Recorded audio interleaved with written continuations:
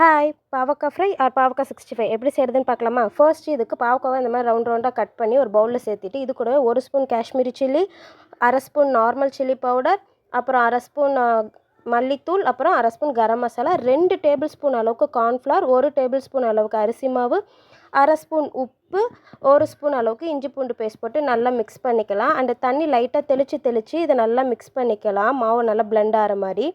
And ஃபைனலாக இது கூட 1 ஸ்பூன் அளவுக்கு நான் இன்றைக்கி கோதுமை ரவை எடுத்திருக்கேன். அது நான் தூவி பிசைஞ்சிக்கிறேன். நீங்கள் நார்மல் ரவை கூட பிசைஞ்சிக்கலாம்.